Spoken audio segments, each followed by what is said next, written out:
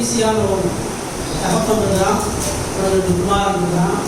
அதில் மூத்தவன்கிட்ட வந்து கூட்டத்தில் போய் வேலை செய்யறான். அவன் நான் போக முடியாதுன்றான். அப்புறம் தகப்பன் போனதுக்கப்புறம் அவன் மனஸ்தாபப்பட்டு போய் வேலை செய்யறான். அப்போ 2வது குமாரன் மறுபடியும் வந்து நீயும் போய் கொண்டு வேலை செய்வா அப்படின்னு. 2வது குமாரன் ஐயா போறீங்க வேலை செய்யறீங்க அப்படின்னு. ஆனால் அவன் போக ஆண்டவர் சொன்னாரு, அங்கே இருக்கக்கூடிய ஆயக்காரர்கள் பேசியவரும் அப்படிதான் இருக்கிறாங்க. அவங்க உங்களுக்கு முன்னாடி கடவுளுடைய ராஜ்யத்தில் பிரவேசிக்கிறாங்க சொல்லி அந்த ரோமை சொன்னாங்க. சரி, இப்போ ஒவ்வொரு ரோமைக்கு நம்ம பின்னணி பார்க்கறது அவசியம். எந்த இடத்துல யாருக்கு ஏன் என்ன நோக்கத்துக்காக சொல்றாருன்றது அவசியம். ஒரு 21ஆம் அதிகாரத்தை நீங்க பார்த்தீங்கன்னா, அந்த 21ஆம் அதிகாரத்துடைய முதல் பகுதி ஆண்டவராகிய இயேசு கிறிஸ்து எருசலேம்ல அவர் தனது இறுதியாக எருசலேம் வரார். அந்த ஊழியத்தினுடைய நிறைவு பகுதி, அவரது சிலுவை மரணத்துக்கு மிக அருகான ஒரு கடைசி காலம் வரார். அது ஒரு பஸ்கா பண்டிகை காலம். நிறைய யூதர்கள் எருசலேமில் கூடியிருந்தாங்க. அப்படி கூடி இருக்கும் பொழுது அநேக ஜனங்களோடு அவர் வரும் பொழுது அந்த சீசர்கள் அவர் அவர் கழுதையில உட்கார வச்சு அழைச்சிட்டு வராங்க.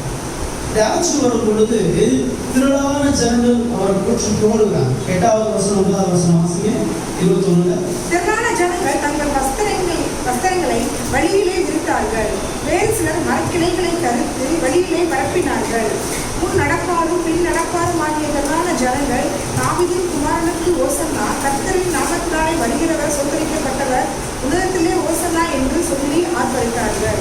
எருசலேமுக்குள்ள வரும் பொழுது அந்த பண்டிகையில எருசலேமே களவட்டி இருக்குது. அவர் திரள் மக்களோட கழுதையில சவாரி செஞ்சு வரார். அந்த கூட்டம் எல்லாம் சொல்றது, கர்த்தருடைய நாமத்தினாலே வருகிறவர் தோற்கடிக்கப்பட்டார், இவர் தான் எங்க ராஜா, இவர் தான் எங்க மீட்பர், எல்லாருக்கும் சொல்லி எருசலேமுக்குள்ள அவர் எருசலேம் பலிவேறிகள் எல்லாம் குறித்து பாடுறாங்க. எருசலேமுக்குள்ள வந்தவுடனே அந்த ஆலயத்துக்கு பக்கத்தில் வந்தவுடனே எல்லாம் வழிகளுக்கு போயிடுறாங்க. ஏன்னா அந்த ஆசாரிகள், பிரதான ஆசாரிகள் இயேசுவை பகைச்சனால வெறுமனே அவர்கள் வாயினால இயேசுவை துதித்துட்டு உடனே கலைஞ்சு போறாங்க. இதை பார்த்துட்டு தான் ஆண்டவர் அந்த எருசலேம் ஆலயத்துக்குள்ள வரும் பொழுது 12வது வசனத்தை பார்க்கிறோம். அங்க தேவாலயத்துல புறா விற்கிறவர்கள், ஆலயத்துல காசு விற்றவர்களுடைய பலகையெல்லாம் துரத்தி அவர்கள் வெளியே அனுப்பி, அதிமுக சுவாரிகளுடைய வீட்டு ஜெப வீடு எனப்படும் என்று எழுதியிருக்கிறது, நீங்கள் கள்ளக்கூடியாக்கிறீர்கள். 2வது வசனம் முதல் மக்கள் எல்லாம் அவரை போற்றி புகழ்ந்து காண போறாங்க. 2வது ஆலயத்துல வியாபார ஸ்தலமாக்கி எல்லாத்தையும் இருக்கிறத பார்த்து ஏசு அவர்களை அடித்து வெளியே அனுப்பி, இது ஜெபவீடு ஜெபவீடு சொல்லி சொல்றார். 3வது சம்பவத்தில் நீங்க பார்க்கும் பொழுது 18-19 வாசம். காலையிலே அவர் நகரத்திற்கு திரும்புகையில் அவருக்கு பசி உண்டாயிற்று. அப்பொழுது வழியறியே அத்திமரத்தை கண்டு அதனிடத்திற்கு போய் அதிலே இலையிலன்றி வேறொன்றையும் காணாமல், இனி ஒரு காலம் உன்னிடத்தில் கனி உண்டாகதிருக்க கடவுளை விட்டார். உடனே அத்திமரம் பட்டு போயிற்று. 3வது இப்ப எருசலேமில் அவர் போய் எல்லாத்தையும் அடைத்து தொடர்ந்து உபதேசிச்சு திரும்ப வராது. வரும் பொழுது அவருக்கு பெரிய பசி வந்துருச்சு. பசி வந்தோன்னா அங்கே ஒரு அத்தி மரத்தில் போய் பழம் பார்க்குறாரு. அந்த மரம் நல்ல இலைகள் படர்ந்து செழித்து இருக்குது, ஆனால் அதுல கனி இல்லை. அப்புறம் அந்த அத்தி மரத்தை ஆண்டவர் பார்த்து சபிக்கிறாரு. அதாவது வேஷம் போடக்கூடிய ஒரு மரமாக இருக்குது, அந்த கனியிலேயே சபிக்கிறார். 4வது சம்பவத்திலே பார்த்தீங்கன்னா 23வது வசனத்திலிருந்து பார்க்கும்போது 23 வாசனம் 23. அவர் தேவாலயத்தில் வந்து உபதேசம் பண்ணுகையில் பிரதான ஆசாரியரும் ஜனத்தின் மூப்பரும் அவரிடத்தில் வந்து, நீர் எந்த அதிகாரத்தினால் இவைகளை செய்கிறீர், இந்த அதிகாரத்தை உனக்கு கொடுத்தவர் யார் என்று கேட்டார்கள். கடைசியா இயேசு தேவாலயத்தில் உபதேசம் பண்ணும்போது அங்க இருக்கிற பரிசேயர்கள் இயேசுவை பார்த்து கேட்கிறார், யாரு உங்களுக்கு அதிகாரம் கொடுத்தாங்க பசங்க, யார் இந்த மக்கள் சுமப்படுறவங்களுக்கு அதிகாரம் கொடுத்தா, இந்த ஆலயத்துல உங்களை எல்லாம் செய்ய சொல்றது யாருன்னு சொல்லி கேள்வி கேட்கிறார். இப்போ இயேசு அவங்களை பார்த்து மறுபடியும் அவர் ஒரு கேள்வி கேட்கிறார். நான் உங்ககிட்ட ஒரு கேள்வி கேட்கிறேன், யோவான் கொடுத்த ஞானஸ்நானம் கடவுளால் உண்டானதா மனுஷனால உண்டானதா கேள்வி கேட்கிறார். யோவானுக்கு அதிகாரத்தை யாருக்கா கொடுத்தா? அதான் ஏசு கேட்கிறார். இதையே எனக்கு முன்னாடி ஒரு ஊழியர் பண்ணாரு, யோவானுக்கு யார் அதிகாரம் கொடுத்தா, அவர் கொடுத்த ஞானஸ்நானம் யாரால அப்படின்னு கேட்கிறார். அப்ப அந்த பரிசேயர்கள் தன் இருதயத்தை யோசிக்கிறாங்க, அது மனுஷ அதிகாரம், அவரால் அந்த அதிகாரத்தை யாரும் அவர் கொடுக்கல அப்படின்னு சொன்னா ஜனங்கள் எல்லாருக்கும் தெரியும் யோவான் கடவுளுடைய மனுஷன் தீர்க்கதரிசி அநேக ஜனங்களை வணங்குவதற்கு நேரம் நடந்தாங்க. ஜனங்கள் எல்லாரும் நம்மளை குற்றவாளி ஆக்கிவாங்க. அப்படி இல்லை, யோவானுக்கு வந்து கடவுளுடைய அதிகாரம் இருக்குது. கடவுளுடைய அதிகாரத்தோட யோவான் பிரசங்கம் பண்ணாங்க. நீங்களாம் ஏன் அவர் விசுவாசிக்கல, நீங்களாம் ஏன் அவருடைய சாப்பிடுவாங்க. எப்படி பார்த்தாலும் யோவானுடைய அதிகாரத்தை குறித்து அவங்க குற்றச்சாட்டுன்னு சொல்லி அவங்க தப்பிக்கிறதுக்காண்டி எங்களுக்கு தெரியாது, எங்களுக்கு அவருடைய அதிகாரம் எனக்கு தெரியாது. அப்போ ஏன் சொல்றாரு, உனக்கு நான் கேட்ட கேள்வி நீ வந்து சொல்ல மாட்டேன், எனக்கு தெரியாதுங்கிற. இப்போ உனக்கும் நான் இதுக்கு பதில் சொல்லணும், நீ எனக்கு பதில் சொல்லாதனால நான் உனக்கு பதில் சொல்ல வேண்டிய அவசியம் இல்லை அப்படின்னு சொல்லிட்டுனா இந்த சொல்றாங்க. 27 வருஷம் நான் சொல்லிட்டு எங்களுக்கு தெரியாது என்று என்றார்கள். அப்பொழுது அவர் நானும் இந்த அதிகாரத்தினால் வேலை செய்ய என்று உங்களுக்கு சொல்லுகிறார். ஆவினும் உங்களுக்கு எப்படி கொண்டிருந்தார் இதுதான் உண்மையாக ஆரம்பிக்கிறார். ஒரு சூழ்நிலை பாருங்க. முதல்ல ஒரு கூட்டம் அவர் வாயால் கூடுறது காணாமல், ஆலயத்துல ஒரு கூட்டம் வியாபார ஸ்தலமாக்கி பொய்ய ஆரம்பிக்கும். அத்திமரம் பொய்யா இலைகளை சூழ்ந்து பலி கொடுக்கிற மாதிரி இருக்கு. இந்த பரிசேயர்கள் உண்மை எதுன்னு தெரிஞ்சு அது தெரியாதுன்னு சொல்லி நடிக்கிறாங்க. நாலுமே ஒரே சம்பவம் தான், ஒரே விஷயம் தான். அந்த மக்களுடைய மாய்மாலமானவாக, அந்த ஆராதனை வியாபாரிகளுடைய மாய்மாலமாக, இந்த அத்திமரத்துடைய மாய்மாலமானவர்கள இந்த பரிசேயர்களுடைய ஒரு வேஷமான இதுல இருந்துன்னா இந்த ஓமையை அவர் சொல்றாங்க. இந்த பின்னணியிலிருந்து இந்த ஓமையை படிக்கும் போதுதான் அதனுடைய அர்த்தம் நோக்கமும் என்ன நமக்கு தெளிவா புரியும். இப்பதான் அவர் அந்த ஓமையை ஆரம்பிக்கிறார். ரொம்ப தெளிவா சொல்றாரு. உங்களுக்கு பிடிக்கும், என்ன நினைக்கிறேன், முதல் தெரியாதுன்னு சொல்றாங்க, இப்போ இன்னும் தெளிவா வளர்க்கப்பட்டாங்க. அவங்க எப்படி அதை புரிந்து கொள்வது ரொம்ப எளிமையா இயேசு கோபப்படுறாங்க. அவங்க இருதயம் கடினமா இருக்குது, உண்மையை தெரிஞ்சு மறைக்கிறான். அவன் இருதயத்துல எது உண்மைன்னு தெரியுது, ஆனா அந்த உண்மையை சொல்ல மாட்டேன், எது உண்மை பங்களிக்க மாட்டேன். இப்போ அதை அறிஞ்சுனா இயேசு அவர்களுக்கு பொறுமையா அவர்களுக்கு இல்லை எளிமையா சொல்லிக்கிறாங்க. அதுல அவர் சொல்றாரு, ஒரு மனுஷன் தவப்பட்டிருக்கிறான், அவனுக்கு 2 மாதம் மூத்தவனிடத்துல வந்து சொல்றான்னு சொல்லுவாங்க. முதல்ல எங்க வரான், மூத்தவன்கிட்ட தான் வரான். ஏன் மூத்தவனிடத்துல வரான்? மூத்தவன் தான் வாக்கு கட்டத்தின் மகன். இவங்களுக்கு வந்து மூத்த குமாரன் தான் முக்கியமானது. மூத்த குமாரன் சுதந்திரவாதி, மூத்த குமாரன் குடும்ப பொறுப்புகளை தகப்பனுங்கிறது சொல்லுகிறாங்க. மூத்த குமாரன் தான் கனத்துக்கும் மேன்மைக்கும் பார்க்கிறவான். தகப்பனுக்கு அடுத்தது எல்லாம் அந்த மூத்த குமாரன். அது ஒரே பல இடங்கள்ல பார்க்கிறோம். இப்போ அதனால அந்த தகப்பன் மூத்த குமாரன்ல பார்ப்பவர் இயல்பா ஒரு விஷயத்தை சொல்றாரு.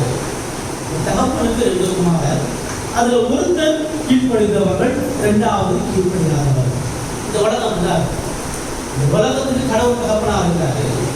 ஒரு கூட்டம் அவர் கீழ்ப்படியக்கூடிய பிள்ளைகளா இருக்குது, ஒரு கூட்டம் அந்த கீழ்ப்படுதலை எதிர்க்கிற கூட்டமா இருக்கு. இந்த 2க்கு நடுவில் யாரு? ஒண்ணு நம்ம கடவுளுடைய பிள்ளையா அவர் கீழ்ப்படியணும், இல்லை கடவுளை எதிர்த்து அவருடைய பிரமாணங்களை மீறி நடக்கணும். இப்போ இந்த கூட்டத்துல முதலாவது ஒரு கணத்திற்குரிய சுதந்திரவாதியான மூத்த குமாரன் இடத்துல வந்து என்ன சொல்றாங்க, மகனே நீ போய் இன்றைக்கு என் திராட்சை தோட்டத்தில் வேலை செய்யலாம். என்ன விஷயம் தெரியுது? தகப்பனுக்கு ஒரு தோட்டம் இருக்குது, அதுல திராட்சை பழங்கள் அறுவடைக்கு தயாரா இருக்குது. ஸோ போன வாரம் நம்ம பார்த்தோம். இப்போ திராட்சை பழங்கள் அறுவடைக்கு தயாராகிறது பிள்ளைகளுக்கு தெரியாம இருக்கலாம், தகப்பனுடைய வேலை பிள்ளைகளுக்கு தெரியாம இருக்கலாம். தகப்பனுடைய தோட்டத்துல வேலை இருக்கிறது, அந்த வேலையை யாரும் செய்யணும், பிள்ளைகள் தான் செய்யணும். தகப்பனுடைய தோட்டத்துல வேலை இருக்குது, அந்த வேலை ஆட்கள் தேவைன்னா தகப்பன் வந்து சொல்றவங்க காத்துக்கணும்னா, நீ போய் வேலை செய்யும் சொல்றவங்களும் காத்துக்கணும்னா இவர்கள் முன்பாக போய் வேலையை செஞ்சிருக்கணும். நமக்காண்டி தான் உழைக்கிறாரு, நமக்கு தான் அவர் ஆதரிக்கிறாரு.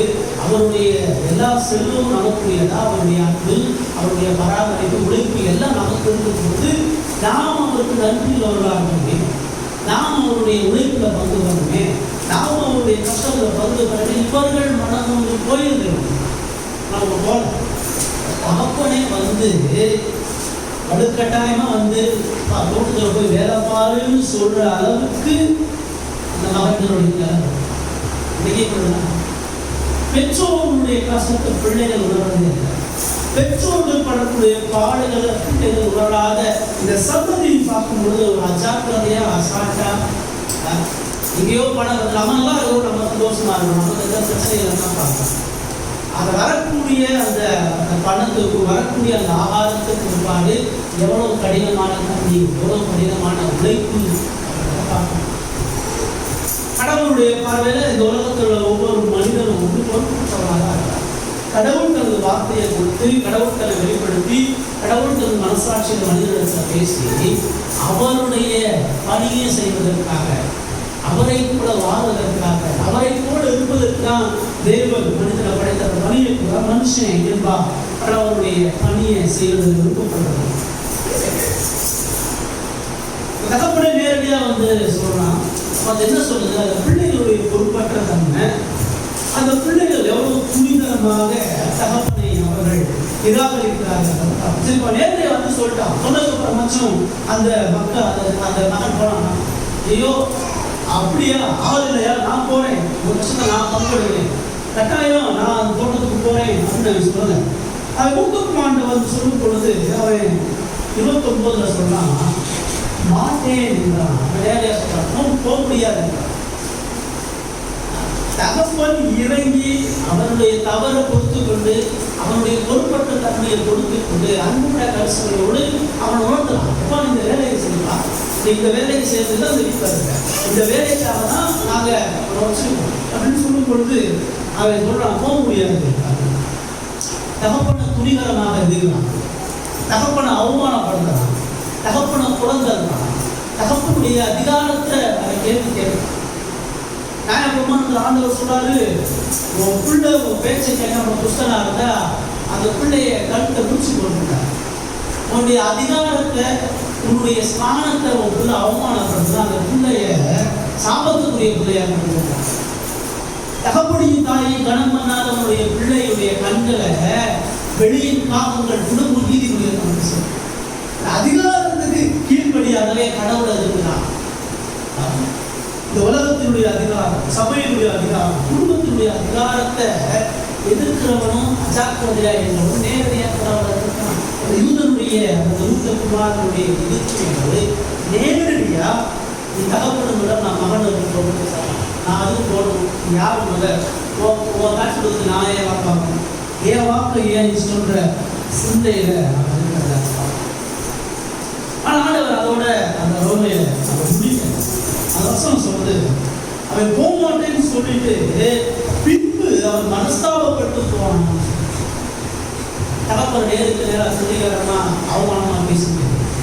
தகப்பன் துக்கத்தோட போனதில்லை. அப்புறம் அவனுடைய மனசாட்சி தகப்பனுக்கு உதவாக பாவம் பண்ணவே, நம்மளை வளர்த்த காயப்பட்டமே, நம்மளால நன்மை செஞ்சு துரோகம் பண்ணவே அவனுடைய மனசு குச்சப்பட்டு மனஸ்தாபப்பட்ட ஐயோ நம்ம செஞ்சிருக்கிறாரு, நமக்கு நன்றி பாராட்டி நம்மளை வளர்த்து நம்ம தேசத்தை தகப்பனுக்கு துரோகம் பண்ணக்கூடாது, மனசுல குட்டப்பட்டு அதை போய் காட்டுறத வேலை செஞ்சான் அப்படின்னு சொல்றாங்க. இதுதான் இந்த உங்களுடைய முதல் விஷயத்தை ஆண்டவர் அவர்களுக்கு பிரதானமாக சொல்றார்.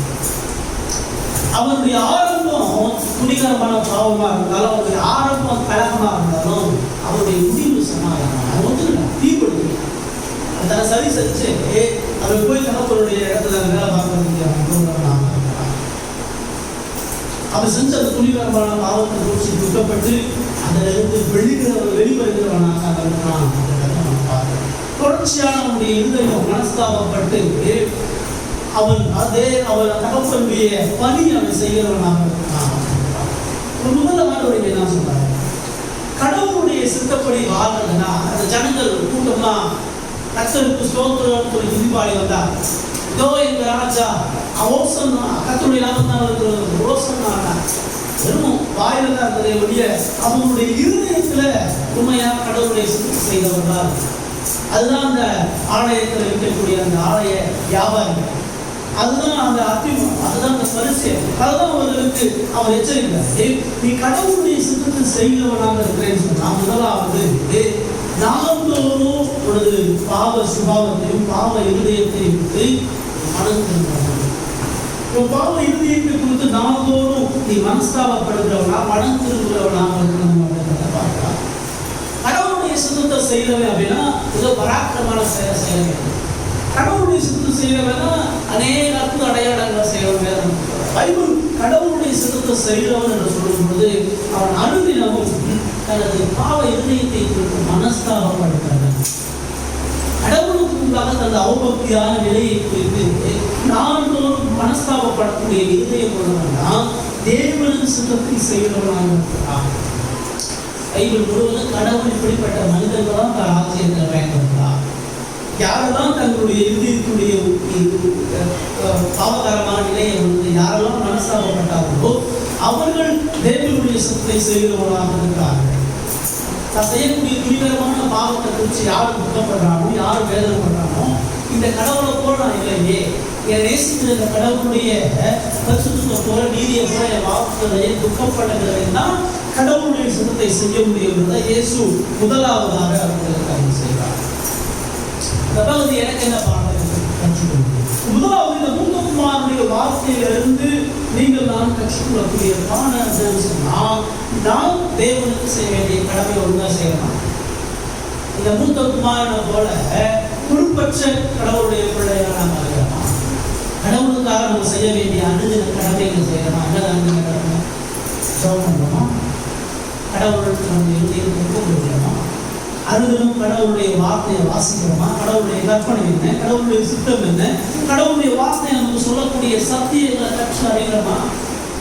கற்றறிகிறது மாத்திரம் இல்லாமல் அதற்கு கீழ்ப்படிவதற்கு நம்மளை ஒப்புக் கொடுக்கிறோமா? கடவுளுடைய சித்து செய்யறதுன்னா ஏதோ ஊழியம் செய்யறது. இந்த ஊழியத்தை 4 பேருக்கு சுற்றி செய்யறது கம்மியாக சொல்றாங்க. கடவுளுடைய சித்தம் என்பது தகப்பன் விரும்புகிறவனமாக தன்னுடைய வார்த்தையை அர்ப்பணிக்கிறது. தகப்பனுடைய வேலையை செய்வது, தகப்பனுக்காக தன்னை பொறுப்புடன் தகப்பனுடைய இணைந்து செயல்படுவது. ஆண்டவர் தொடர்ந்து நம்முடைய பாவத்தை எச்சரிக்கும் பொழுது, கண்டிக்கும் பொழுது அதை விட்டு மனம் திரும்புவதுதான் தேவனுடைய சித்தம். மனஸ்தாபப்படக்கூடிய இருதயமும் மனம் திரும்பக்கூடிய வாழ்க்கையும் நாம் தேவன் விரும்பக்கூடிய சித்தத்துக்கு நம்மை நடத்துகிறதாக இருக்கிறது. அதை நம்ம வச்சுருக்கோமா? நம்முடைய இருதயத்துடைய கேடுபாடு நமக்கு தெரியல. கடவுளுக்கு விரோதமாக நாங்களும் எவ்வளவு பாவங்களை துணிகரமாக நம்ம செய்வோம். வார்த்தையும் சிந்தையும் நம்முடைய வாழ்க்கையில எவ்வளவு பாவம். இந்த பரிசையுடைய பிரச்சனை தான். அவன் நான் சொந்த இருதயத்தை பார்க்கக்கூடிய கண்ணே அவனுக்கு. இந்த யூதர்களுடைய அடிப்படையான பிரச்சனையே அவர்களுடைய நிலை என்ன, அவர்களுடைய இருதயம் எப்படி, அவர்கள் கடவுளுக்காக செய்யக்கூடிய காரியங்கள் எவ்வளவு தூரம் கடவுளுக்கு எதிராக இருக்கிறது அவர்கள் உணர்ந்து தேவன் நொறுங்குண்ட நறுங்குண்ட ஆவியை கட்டுறார். தேவன் தன்னுடைய சமூகத்தில் தாழ்த்துகிறவங்க உயர்கிறார். பெருமை பாராட்டணும் கடவுளுடைய ராஜ்யத்தில் எந்த விதமான இடமும் இல்லை. கடவுளுடைய சொத்தை செய்யணும்னு சொன்னால் அனுதினமும் பாவ மனஸ்தாபங்களை இருதயம் மன திரும்புதலுக்கு நேராக வரலாம். நாத்தோடு உண்டாக்கப்பட்ட இருதயங்களா இருக்கலாம். என் சுபாவும் மாற்றக்கூடிய தன்மை இருக்கலாம். ரெண்டாவதா இந்த ஊரில் பார்க்கக்கூடிய காரியம், முதல் குமாரன் சொல்றான் அது போகமாட்டேன்னா தூக்கப்பட்ட நடந்துருவா. ரெண்டாவது குமாரத்தை வரான் 30-31 வசனத்துல 30வது வசனத்தை வாசிக்கும். இளையவனிடத்திலும் அவன் வந்து அப்படியே சொன்னான்.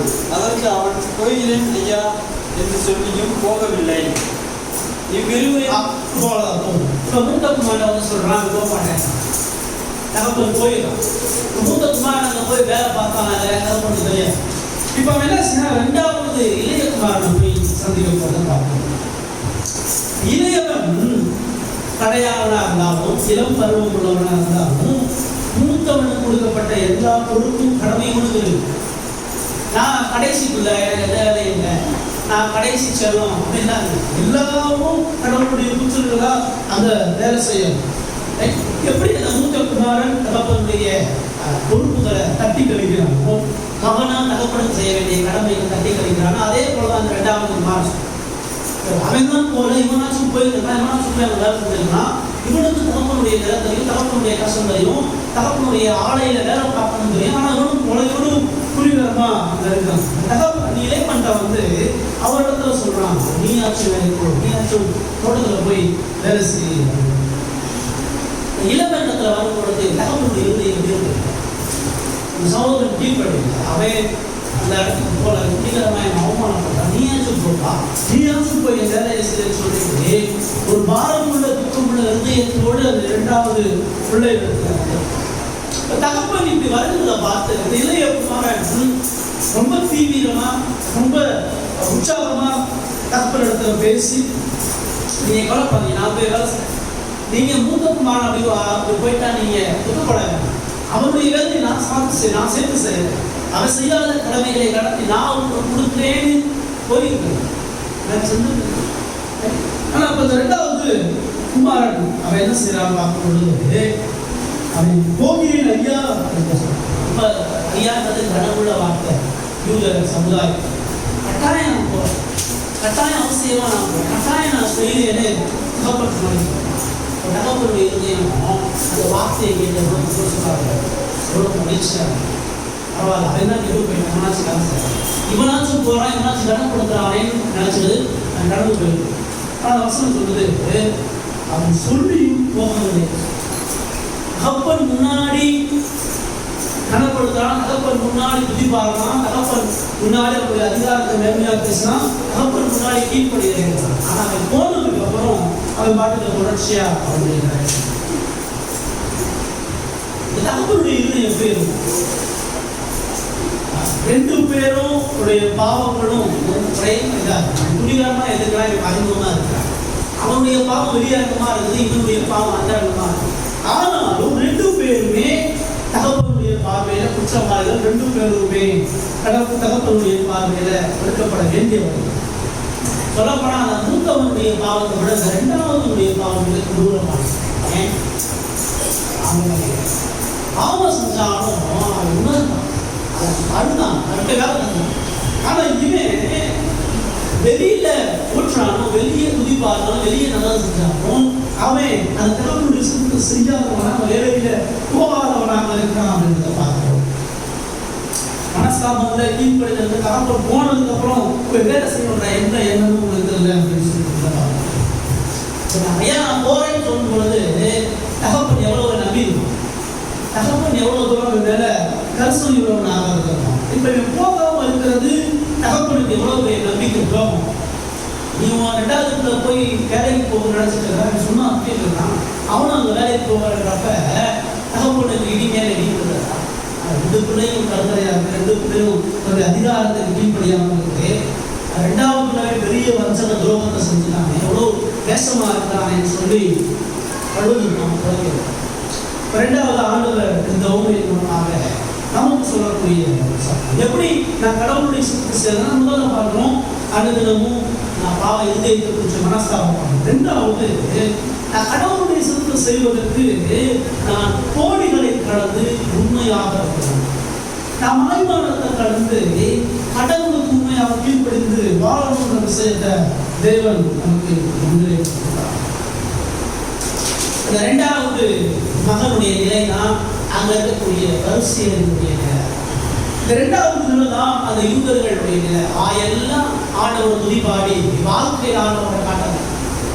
ஆலயத்தில் அநேக பலிகள் எல்லாம் நிப்பாட்டி இருதயத்தில் ஆண்டவர் சொல்லும் பொழுது அத்தி மரத்தோட இலைகள் எல்லாம் கலந்து போய் கனி இல்லாத இருக்கிற ஒரு வெறுமையான வாழ்க்கையை கொண்டிருக்காங்க. நான் கடவுளுடைய அதிகாரத்திலிருந்து வந்தோம் தெரிஞ்சு தன்னுடைய உபதேசம் தன்னுடைய பிரசவம் எல்லாம் கடவுளை பிரதிபலிக்கிறது தெரிஞ்சும் கூட இயேசுடைய அதிகாரத்தை துணிகரமாக அவர்கள் கேள்விக்கிறார். இன்னைக்குள்ள கிறிஸ்தவ சமுதாயம் இருக்காங்க. இன்னைக்குள்ள கிறிஸ்தவ சமுதாயத்தை நீங்க உத்து பார்த்தீங்கன்னா இந்த இளைய குமாரனோட வெளிப்பிரகாரம் இன்னைக்கு ஞாயிற்றுக்கிழமை சர்ச்சில் ஆராதனைகளை வெறும் துதி பாடலாம் இருக்கும், 1000 அலையிலுயா இருக்கும், 100 ஆமேன் இருக்கலாம், 10,000 கர்த்தருக்கு ஸ்தோத்திரம் இருக்கும். வெறுமனே கையை தூக்கி காலை தட்டி பாட்டு பாடி ஆட்டம் ஆடி ஆராதனை என்ற பேரில் எல்லா விதமான வெளிப்பிரகாரமான பக்தி இருந்த காரியங்கள் எல்லாம் கோடியா காட்டிட்டு. ஆனா ஒரு இருதயத்துல அர்ப்பணிப்பு, இருதயத்துல கடவுளுக்கு இருக்கக்கூடிய கீழ்ப்படிதலையும் அவர்கள் சொல்வதும் இல்லை செய்வதும். இன்னைக்குள்ள பிரசங்கங்கள்லாம் கண்டித்து நடத்தக்கூடிய பிரசங்கம் நம்ம பார்க்கிறோம். நீ உபவாசம் பண்ணு, நீ சோத்திர பலிகளை ஏறெடு, நீ கடவுளுக்காக இதை செய், நீ அபிஷேகம் பெறு, நீ அந்நிய பாசை பெறு, அந்த ஊழியம் பண்ணு, இந்த ஊழியம் பண்ணு. நீ கடவுளுக்கு உங்க கீழ்ப்படிதல் இருக்கணும், நீ கடவுளுக்கு முன்பாக நேர்மை உள்ளவனா, ஒரு இருதயத்தை கடவுளிடத்துல ஒப்பு கொடுக்கிறவனாக இருக்கணும்ன்றது ஆண்டவர் கேட்கிறார். இப்ப கவுண்டர் ஆண்டவர் வந்து கேள்வி கேட்கிறார். 31 வாசகம். இவ்விருவரில் எவன் தகப்பனுடைய சித்தத்தின்படி செய்தவன் என்று கேட்டார். அதற்கு அவர்கள் மூத்தவன் தான் என்றார்கள். அப்பொழுது இயேசு அவர்களை நோக்கி, ஆயக்காரரும் வேசிகளும் உங்களுக்கு முன்னே தேவனுடைய ராஜ்யத்தில் பிரவேசிக்கிறார்கள் என்று மெய்யாகவே உங்களுக்கு சொல்லுகிறேன் என்றார். அதே வரிசையை இப்ப 2 பேர்ல தகப்பனுடைய சித்தத்தின்படி யார் செஞ்சா நீ சொல்லு அப்படின்னு ரொம்ப எளிமையான ஒன்று. இப்ப யோவானை குறிச்சு கேட்கும்போது தெரியாதுன்னு சொன்னாங்க. இப்ப இந்த ஓமையில தெரியாதுன்னு சொல்ல முடியாது. இது ஒரு சின்ன குழந்தை கூட சொல்லுது. இந்த ஓமையில யார் கடவுள் கீழ்ப்படுத்தாங்க ஒரு குழந்தை கூட சொல்லுது. இதை பதில் சொல்லல அப்படின்னா சுத்தி உள்ள மக்கள் முன்பாக அவமானப்படுற பயத்துல சரியான பதில் சொல்றாங்க. என்ன சொல்றாங்க? மூத்தவன் தான், வெளியில அதிகாரமா வெளியில குடிகாரமா இருந்தாலும் திருத்திட்டான், மனம் திருத்திட்டான் அப்படின்னு அவங்க சொல்றாங்க. அதை வச்சுதான் அவங்களுக்கு சொல்றாங்க பதில் சொல்றாங்க. அவர்கள் வாயில இருந்து பதில வரவில்லைன்னா எதை தெரியாதுன்னு சொன்னாங்களோ இப்ப அவங்க தெரியக்கூடிய வாய்ப்பு கொடுக்குறார். அவன் வாயாலே எது சரி எது சரியானதுன்றத வரவில்லை சொல்றாரு. இப்படிதான் இந்த மூத்த குமாரன் அப்புறம் தான் ஆயக்காரர்களும் வேசிகளும் இருக்கிறாங்க அப்படின்னு சொல்றாங்க. உங்களுக்கு முன்னாடி அவர்கள் தேவனுடைய ராஜ்யத்துல பிரவேசிக்கிறார். எப்படி நீ ஆயக்காரன் அயோக்கியம் நினைக்கிறேன், ஏன்னா வெளியே கொள்ளைய நினைக்கிறான், விபச்சாரத்துடைய மோசமானவன் நினைக்கிறேன். எல்லாமே பார்க்கலாம். ஆயக்காரமும் அயோக்கியம் தான், விபச்சாரையும் மோசமானவன். ஆனா யோவான் அவர்களுக்கு மணந்துள்ள பிரசங்கம் பண்ணும்போது அவன் மணந்துட்டான். அந்த ஆயக்காரன் தான் சொத்தை விட்டு மணந்துட்டான். அந்த சபையும் தான் சொத்தை விட்டான், மட்டையை தான் வேலையை விட்டுதான். அநேக ஆயக்காரர்கள் இயேசுவின் இடத்துல மணந்து வந்தார்கள். வெளியில யார் அயோக்கியம் சொல்லி வெளியே யார் மோசம் சொல்றியோ அவன் எல்லாம் மணந்து ஒரு ஒப்புரவாங்க. உடலுக்கு முன்னாடி அந்த கடவுளுடைய ராஜ்யத்துல பிரவேசிக்கிறவனாக இருக்கலாம். அந்தபடியாக மனந்திருக்கும் பொழுது உங்களுடைய வாழ்க்கையில் தேவன் பிரசன்னத்தை செய்கிறவனாக இருக்கிறார். அவர்கள் மன்னிக்கப்படும் பொழுது பூர்ணமான தேவ பிள்ளைகளாக இருக்கிறார். நீ அவருடைய பாவத்தை பெருசா பார்க்கிற, நீ பாவத்தை பெருசா பார்க்கிற, பாவத்தை மன்னிக்கிற தேவனை பெருசா பார்க்கிற. அவனுடைய மனம் திரும்புதலும் அவனுடைய வாழ்க்கையில தேவன் செய்த முழுமையான காரியங்களையும் உற்றுப்பாரு. தேவனிடத்துல உண்மையாரு நீ மனம் திரும்பும் தேவன் உன்னை மன்னிக்கிறவராக இருக்கிறார். கடவுளுக்கு முன்பாக மணிமானமான வாழ்க்கை வாழாது, கடவுளுக்கு முன்பாக வாயான நன்றி வாழாது, கடவுளுக்கு முன்பாக வாழ்க்கையை நன்றியுள்ளவனாக, கடவுளுக்கு முன்பாக உடனேயே ஏமாத்தினார். பழைய பாடல் ஆண்டவர் சொல்றாரு, வலியை பார்க்க கீழ்ப்படியே முக்கியம். நீ ஆலயத்துல வந்து பலி செலுத்துறதுல முக்கியம். நீ 1000 ஆடு மாட வெட்டலான மகிழ்ச்சியா இல்ல, இருதயத்துல குத்தப்பட்ட மனதில் மகிழ்ச்சியா இல்லை.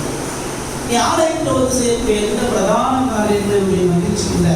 உன்னுடைய தனிப்பட்ட வாழ்க்கையில் அந்தரங்க வாழ்க்கையில் தேவனுக்கு நீ உண்மையா இருக்கிறது குறித்து நான் அதை விருப்பமுள்ளவனாக இருக்கிறேன். 2வது பகுதி என்ன சொல்றேன்? கடவுளுக்கு முன்பாக நான் உண்மை உள்ளவனா ஆகலாம், கடவுளுக்கு முன்பாக வேஷம் இல்லாதவனாக இருக்கிறேன். நான் வெறுமனே ஞாயிற்றுக்கிழமை கிறிஸ்தவனாக இருக்கிறேன். நான் வெறுமனே கடவுளுக்கு பிரியமான என்று சொல்லி இந்த உலகத்தை ஒரு ஒத்து வாழக்கூடிய ஒரு மனிதனாக என்னுடைய நேரம் கடவுளுக்கு செலவாகுது.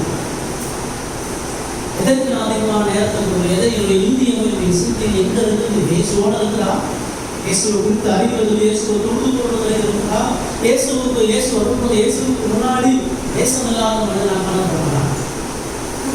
இந்த பரிசெல்லாம் வேஷம் போடுறான். ஆலயத்தில் 3 மணி நேரம் ஜெபம் பண்ணலாம், அந்த 10 நிமிஷம் கூட பண்ணலாம்.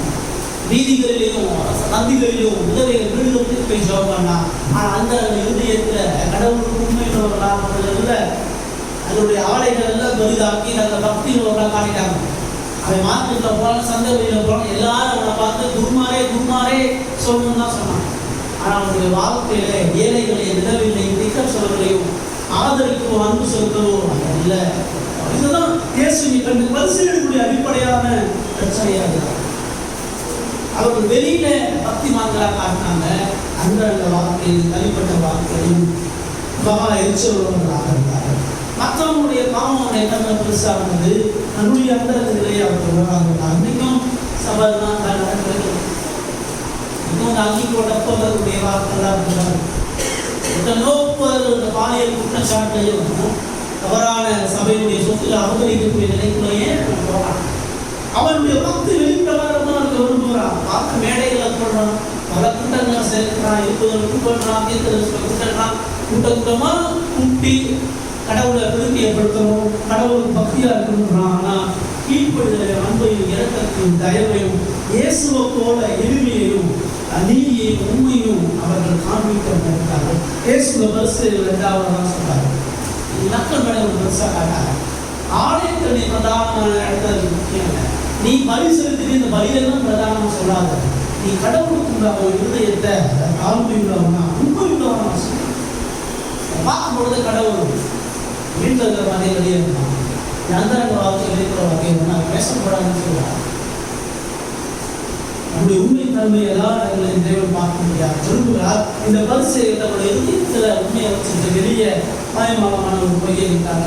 கடவுளுடைய சித்தத்தின்படி வாழ்கிறது அப்படின்னு சொன்னா, முதல்ல பாவத்தை குறிச்ச மனஸ்தாபம் உள்ள இருதயம் இருக்கும். 2வது உண்மையுள்ள தோல்வியற்ற உண்மையுள்ள கீழ்படுத்துறது. 3வதா இந்த உண்மையில கடைசியா 32வது வசனத்தை பார்க்கணும். 32வது வசனம். ஏனென்றால் யோவான் நீதிமார்க்கமாய் உங்களிடத்தில் வந்திருந்தும் நீங்கள் அவனை விசுவாசிக்கவில்லை. ஆயக்காரரும் தேசிகளுமே அவனை விசுவாசித்தார்கள். அதை நீங்கள் கண்டும் அவனை விசுவாசிக்கும்படியாக பின்பாகிலும் மனஸ்தாபப்படவில்லை என்றார். யோவானுடைய அதிகாரத்துல அவர் கேள்விகள் யோவானையே விசுவாசம், யோவானுடைய வழிமுறைகளையே பின்பற்ற. உனக்கு முன்னாடி ஆயக்காரரும் வேசியும் யோவான் பிரசங்கம் மனம் திரும்பி ஞானஸ்நானம் பெற்றாங்கன்னா, யோவான் நீதிமார்க்கமாய் உங்களிடத்தில் வந்திருந்தோம். யோவான் உடைய மாதிரி வேஷம் போடாது. யோவான் கடவுளுடைய மனுஷன் தானே. யோவான் உடைய போல ஆசாரியம் தானே. யோவானும் கடவுளால் பயன்படுத்தப்பட்ட மனிதன் தானே. ஆனால் அவனுடைய வாழ்க்கையை உணவாக இல்லை. அவன் ஆலயத்தில் மனுஷனுக்காக வனாந்தரத்தில் போயிருந்தான். அவன் ஒட்டகமையில கை தறிந்து காட்டுத்தை புசிக்கிறவனா இருந்தான். உங்களமா சுகப்படமான வாழ்க்கை அவன் வாழல. அவன் வனாந்தரத்துல இருந்து வனாந்தரத்துல சொன்னான். ஏன்னா அதுதான் யதார்த்தம் தான். இல்லை, நீ எகிப்துடைய அடிமைத்தனத்துல அடிமையா இருக்கீங்கிற காரணத்துக்காக நான் வனாந்தரத்துல போயிருந்தான். நீ ஆலயத்தை கட்டி மஸ்காவை கண்டிப்பா வலிகளை கட்டியெல்லாம் நீ கொண்டாடிட்டு இருக்க. ஆனா உன் இருதயத்துல நீ வனாந்தரத்துல போட இருக்கிறதுக்காண்டி தான் யோவான் வனாந்தரத்தில் ஆதரவு நிறுத்தி எலியாவுடைய காலத்தில் எப்படி ஜனங்கள் பாகால சேவிச்சு கடவுளை விட்டு போனாங்களோ, அதே போல இவர்கள் பாரம்பரியத்தையும் சடங்குகளையும் வச்சு கடவுளை விட்டு அடையாளப்படுறதுக்காண்டி தான் எலியாவை போல ஒட்டக முயலை கழிச்சு அவன் காட்டு தேடியை வெட்டிக்கிளையும் சொன்னான். வெளிய செழிப்புள்ளவனா இருக்க, உள்ள வறுமையுள்ளவனா இருக்க அப்படின்றத காக்குறது தான் யோவான் நீதிமார்க்கமா உங்ககிட்ட வந்தான். யோவான் வெளியேறமா நீதியை பிரசங்கம் பண்ணான். யோவான் மனதிற்கு பிரசங்கம் பண்ணான். இந்த வரிசையில் யாரும் மனதில் பிரசங்கம் பண்ணான். யோவான் மனதிற்கு கேட்கிற பாவமளிப்பை கிறிஸ்துவின் பிரசங்கம் பண்ணான். இந்த ஆசாரியர்கள் வேதக்காரர்களுடைய பிரசங்கத்தில் ஒருபொழுதும் அதை வரிசை ரொம்ப நேர்மையாக வெளியேறமாக கிறிஸ்துவ தெளிவாக இருக்கிறார். யோவான் எல்லாருடைய மாயமானங்களை கடுத்து கொண்டான். கோச்சர்கள் வரும் பொழுது மத்தேயு 3 அதிகாரத்தில் நம்ம பார்ப்போம். மத்தேயு 3 அதிகாரத்தில் யோவான் இதெல்லாம் சொல்றான். எடுத்து பார்ப்போம். 5வது வசனம் 3 5லிருந்து 7 வசனம் 5லிருந்து 9 வசனம் வாசம்.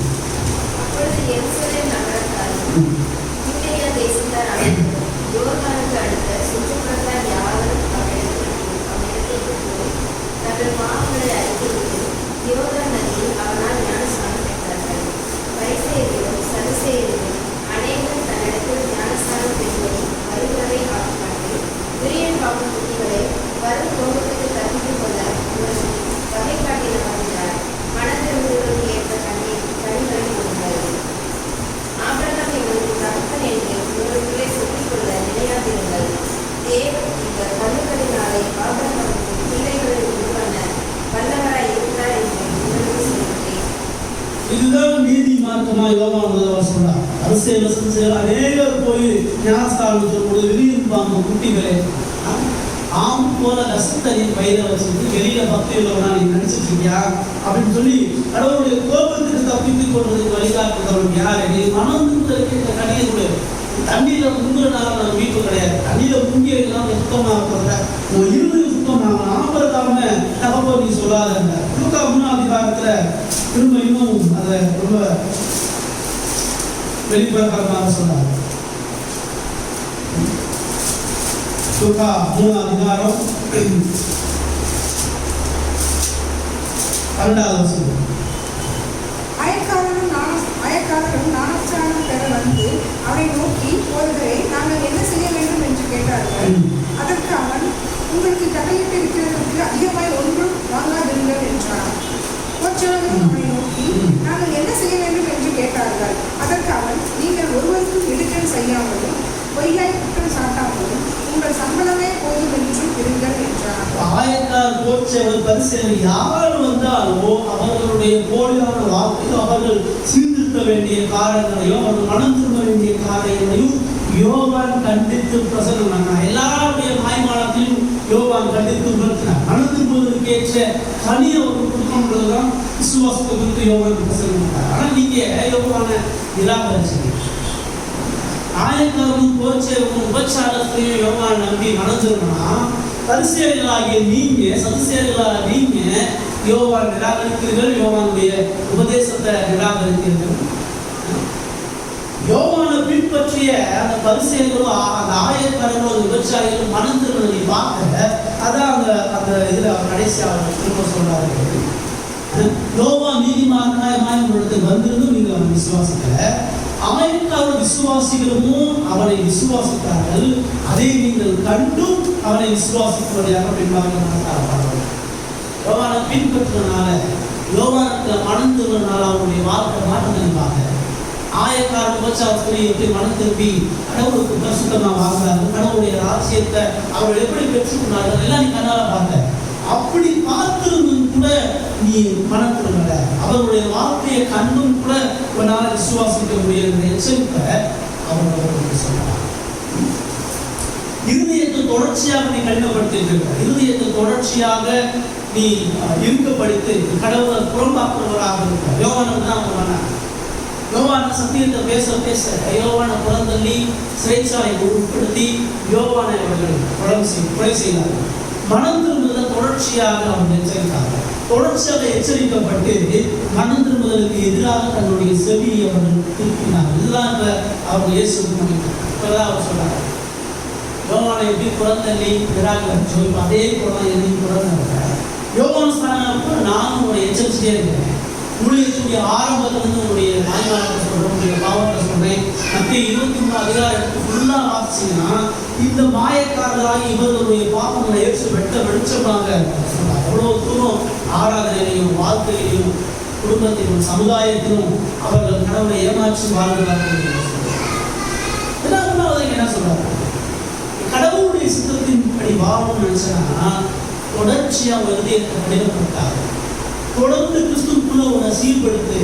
கடவுளுடைய வார்த்தை உன்னை எப்பெல்லாம் கொடுத்துதோ, கடவுளுடைய வார்த்தை எப்பெல்லாம் உன்னை உணர்த்துதோ அதை கேட்க மனது, அதை கேட்டு உன்னை சீர்படுத்திட்டு உன் இறுதியை தொடர்ச்சியா கடவுளுக்குள்ளாக சீர்படுத்தி வைத்துக் கொள்ளுங்க. இறுதியை தொடர்ந்து கடினப்படுத்தாங்க. இறுதியை தொடர்ந்து கடினப்படுத்துவதற்குரிய மனிதனை ஆக்கிரமிக்க கடவுள் எச்சரிக்கும் பொழுது மனம் தீர்வு, கடவுள் உணர்த்தும் பொழுது அதை விட்டு விளைகிறோம். சத்தியம் எதுவும் தெரிஞ்சு தொடர்ந்து துரியாமா பாவம் செய்யாத அவசரம். இவங்களுக்கு இருதயத்தை தெரியுது இயேசு கடவுள் எடுத்துருந்தார். இயேசுடைய அதிகாரம், இயேசுடைய பிரசங்கம், இயேசுடைய அற்புதம் கடவுள் எடுத்து வந்தவங்க எல்லாருக்கும் தெளிவாக சொல்லுது. இயேசுவை பார்த்து யாரும் எந்த அதிகாரத்தை வந்து கேட்க வேண்டிய அவசியமே இல்லை. எப்படி யோவானை யாரும் கேட்க வேண்டிய அவசியம் இல்லையோ, யோவானுடைய வார்த்தையும் பிரசங்கம் கடவுளுடைய அதிகாரத்தை எப்படி சொல்லிச்சோ அதை விட பல மடங்கு இயேசுடைய அதிகாரம் சொல்லுது. உனக்கு என்னன்னு தெரியும், நீ ஒத்துக்க மாட்டேங்க. உன் இருதயத்தில் எது சத்தியம் தெரியும், ஆனால் இது கீழ்படிய மாட்டேங்க.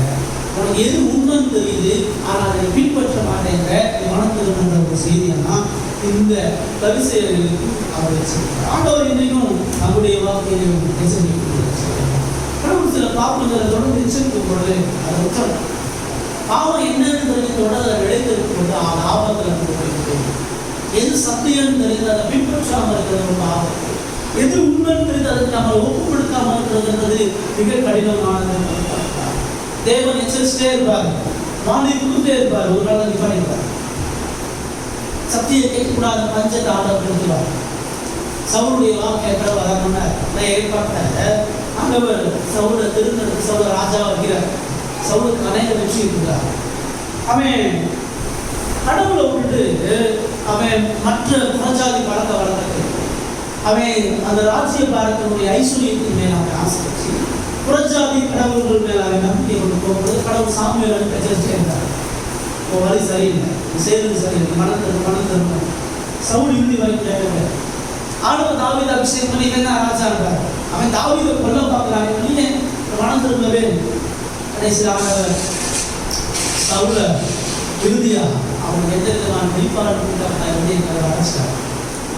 அவன் அமலேயர்கள் சுத்தி அவன் போருக்கு வளைக்கும் பொழுது அவன் போய் கடவுளுடைய ஆலோசனை கேட்க போறான். சாமுவேல் இறந்து போயிட்டான். அநேக தீர்க்கதரிசிகள் இருக்கிறான். யாருமே அவனுக்கு இல்லை. கடவுளுடைய வார்த்தை எங்கேயாச்சும் கிடைக்குமா அவன் தேடி பார்க்க அவனுக்கு கொடுக்கவே என்ன சார் அவன் சூரியன் போயிட்டு உட்காந்து அந்த போர்ட்டை ஜெயிப்பான். கடவுள் இறுதியா அவனை கூப்பிட்டு சொல்றாரு, இவ்வளவு நாள் அவனை கூப்பிட்டு எச்சரிச்சு மனத்துல நாளைக்கு நீயும் அவன் செத்து பாதாளத்துக்கு போயின்னு சொல்றாரு. சாமுவேல் உயிரோட கடைசியா சவுலுக்கு எச்சரிப்பார். கடவுள் எச்சரிக்கும் பொழுது மனம் திரும்ப இதயத்தை கடினப்படுத்தணும்னு சொன்னா அவருக்கு சகுதியான அறிவுக்காரர் இருக்கிறார். கடவுள் ரீதியான ஆக்கியை தவிர வரதை கொடுப்பதில்லை. இந்த பரிசேயர்களுக்கு இயேசு சிலுவைக்கு போறதுக்கு முன்னாடி கடைசியா உங்களுக்கு எச்சரிக்கிறார். அவர்கள் சொன்ன மிக முக்கியமான மிக அவசியமான ஒரு ரோமம் இதயத்தோடு கடினப்படுத்தார். பாவத்தை சீக்கிரமா கடன் கடவுளை சீக்கிரமா உன்னை சீர்படுத்தி கொண்டு அப்படின்னு இவ்வளவு கடவுள் உனக்கு வெளிப்படுத்தி யோகன் அனுப்பி எச்சரித்து அநேக ஜனங்களுடைய மனமாற்றத்தை கொண்டு நான் உனக்கு இவ்வளோ பிரசவம் பண்ணி இவ்வளோ அர்த்தம் செஞ்சு இந்த ஆலயத்தை இவ்வளோ உபதேசம் பண்ணா உனக்கு ரொம்ப தெரியுது. அவனுக்கு அறிவு இல்லாமல் இல்லை, அவனுக்கு சத்தியம் தெரியாம அறியாமையில் இல்லை, அவனுக்கு எது உண்மைன்னு தெரியுது, அவர் யாருன்னு தெரியுது, அவர் எப்படிப்பட்ட தேவன். ஆனாலும் அவர்கள் சிலுவையில் ஏற்றி கொண்டதுக்கு அதான் காரணம். ஒரு இடத்துல எவ்வளோ அண்டாகிறார் எல்லாருக்கும் இயேசுவை கல்லறிய இருக்கிறார். நான் செஞ்ச எந்த காரியத்தாலும் எனக்கு கல்லெடுத்த அடிக்கிறது. அவங்க சொல்றாங்க, நீ செஞ்சது எல்லாமே நல்லதுதான், நீ செஞ்ச நல்லதுனாலும் உனக்கு கல்லெடுத்த அடிக்கிற, நீ உனக்கு கடவுள்னு சொல்றா அதான் உனக்கு கல்லுறாரு. நீ பிதாவுடைய குமாரனாக நீ தான் தேவன் சொல்றா, தேவனுக்கு இணையா உனக்கு சொல்றா கல்லெடுத்த அடிக்க. தேவனுக்கு இணையானவர் தான். தேவனுடைய எல்லா குணாசத்தையும் கொண்டிருக்கிறார், தேவனுடைய எல்லா கிரியைகளையும் கொண்டிருக்கிறார். ஆனால் அவர்கள் உண்மையை தெரிந்து அவரை சிலுவையிலே செய்கிறார். இதுதான் பரிசேயர்கள். இன்னைக்கும் மனிதனுடைய பிரச்சனை. ஆண்டவர் பாவிகளை மன்னிக்கிறார், பாவத்தை விளைவிக்கிற துரோகிகளை மன்னிக்க முடியாது. சத்தியை எதிர்த்து தெரிஞ்சு உடனே அசத்தியத்துக்கு போறான்னா அந்த மன்னிக்கவே இல்லை. சரியான சத்தியத்தை கேட்டு கல்வ உபதேசத்துக்கு நான் இருந்தே செறிவு வைத்து அவர் மன்னிப்பார். உண்மைக்கு எதிராக வரக்கூடிய எந்த மனிதனுக்கு ஒரு பொழுதும் மனம் திரும்புவது இல்லை என்ற செய்தியை தான் கவர்மெண்ட் சொல்லிட்டு அவங்க இது வெறும் அந்த பரிசீலித்து நமக்கு மாணவர்கள் ஆண்டவருடைய வாழ்க்கையில் அநேக நேரங்களில் சில பாவங்களை பற்றி எச்சரிக்கை இருக்காங்க தெரியாது. பல எச்சரிப்புகளை நம்ம பார்க்கணும். ஒரு பேர் அது கோபமாக இருக்கலாம், பொறாமையாக இருக்கலாம், பண ஆசையாக இருக்கலாம், விபச்சார சிந்தையாக இருக்கலாம், நேரத்தை வீணடிக்கிறதா இருக்கலாம், நேரத்தை காலத்தை விளக்கத்தை கொடுக்கிறதா, ஏதோ ஒரு பாவத்தை தொடர்ந்து செய்யும் பொழுது தேவன் மனசாட்சியை புதிதேவார் மனம் சத்தம் கேட்கும் போது நம்ம சீர்படுத்துகிறோம். சில பாவங்களுக்கு சில நேரங்களை முற்றுப்புள்ளி வைத்து ஆகணும். அது எல்லா மீறி தொடர்ந்து நம்ம புரியாமல் செய்யும் பொழுது அது மிகப்பெரிய ஆபத்தில் உயிர்களை கற்றுக்கிறது.